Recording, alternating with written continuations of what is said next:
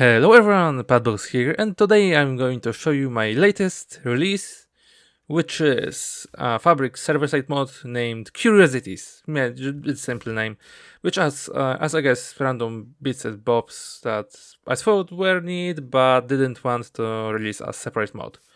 And it doesn't add too many features yet, which I guess, if I check the creative menu, yeah, it's just few, but I think it will grow over time as I just add things. At least if I don't decide to just release them as a separate mod. But I guess the first thing I will look at is phaser, which allows you to convert maybe not any, but most of the regular blocks into phasing variants, which, well, if you power them by redstone, or if just you click them, will vanish for 5 seconds. Which I guess is neat if you want to have, I guess, vanishing trees, or more, I guess, simpler use case, a door. It's pretty simple. You can use a lot of, I guess, you can choose which blocks you want. Not everything will work. For example, logs will, wool will, but obsidian, which is too hard one, or fence gate, which isn't a full block as what. You need a not too hard full block. And I can just show you, if I click it, you will see some particles. It won't work for these two. And then if they all just connect, it's independent of the base type. Which is can be nice, since you can make, I guess, nicer or more fancy doors. I might look at some point to allow also fence gates and stuff, but for the, I guess, initial release, it won't be a thing. Now, the next thing, I guess I had slimes here, but they vanished. It's a bucket of slime, which, similarly to a bucket of axolotl and other bucket of mobs, allows you to place a mob, or if you use a bucket, regular bucket on them, pick them up.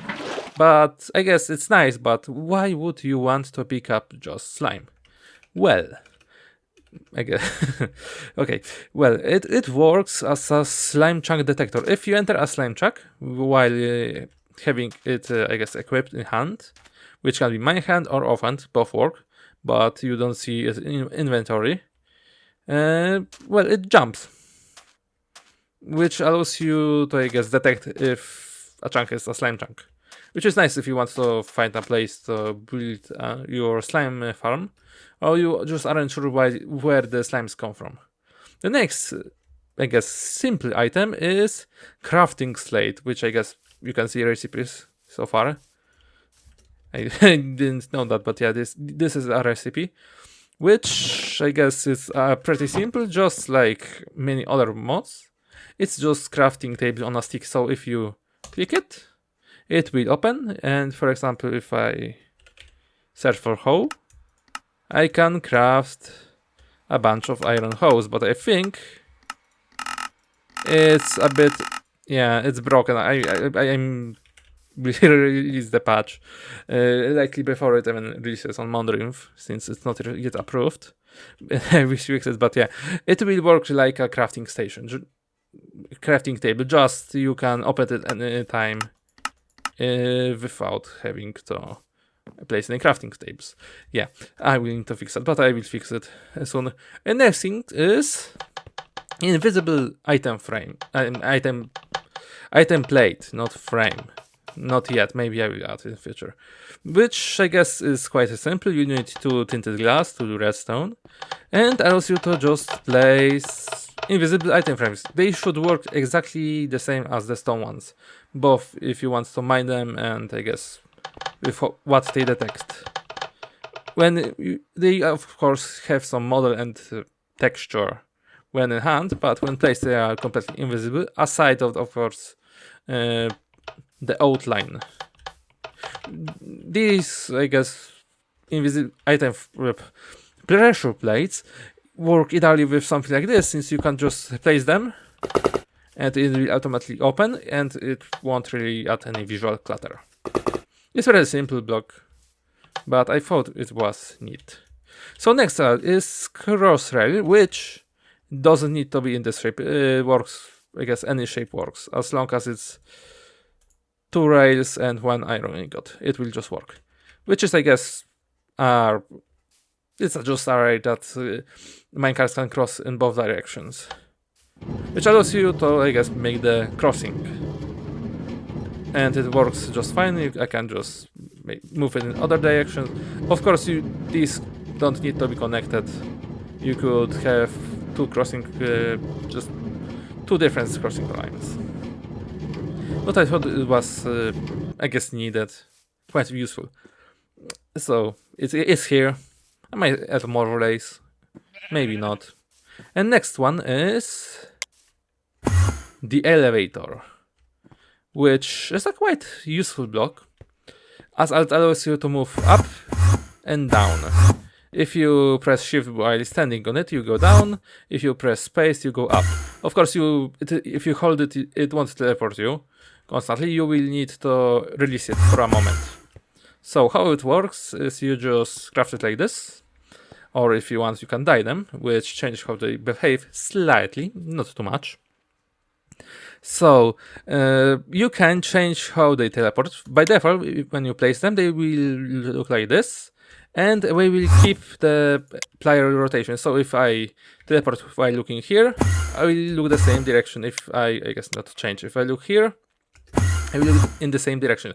But you don't want to do that, because sometimes you have a base and you might just fall off. So if you click on the corners, you can, I guess corners on the sides, you can change where they face. If you click here, then if I go down and now go up, I will always face in this direction. If I click on the corner, because I made it support corners, I don't think any other did, but it's also a neat feature if you want to build it on the side. It will make you face that direction. And why there are colored ones as well? You sometimes might want to have multiple elevators in, I guess, the same column, but that, oops, I might change it. It's changed. Oh, the texture is wrong on the bottom. I will need also to fix that. Huh. It's funny how you don't really notice these issues until you release it or record it. But yeah, colored ones just teleport to the same color. So I can teleport between green ones, but the, I guess, default one, well, it will be ignored. And I guess the last feature for the initial release is the angel block, which is pretty nice, and I might take it and go in survival, because it's best to showcase in survival. It's a block you can place mid-air. If you don't press shift, you get, I think, like 3 or 4. It will place 3 or 4 blocks forward. It's generally just half of the player placing distance +1. So you can just place it in air. I guess you can do parkour, or you can just place other blocks, which I don't have, and start building something in the air. It works great if you use a happy glass or something. When you break them, they won't drop like regular blocks into the world. They go directly into the inventory. And since, well, you can place them mid-air, I guess I didn't forget to specify. If you press shift, their distance is limited to just block in front. I guess 2 blocks in front. Yeah. So you can place them closer. And yeah, since you can place them in the air, you can just run and place, assuming you don't fall, which, if you have good timing, I guess better than mine, you can do. And of course you can just break them later if you want, or leave them. They aren't much of an issue. So for, I guess, now it's everything this mod does, but I will add more things in future, so I guess it's best to wait and see. But it's already playable. It's available on 1.21.10 and will be updated to newer version as they go. But yeah, I guess thank you for watching. I might make videos on some of my existing mods, because they need some explanations or video tutors or something. But yeah, I guess bye. See you on another video or something.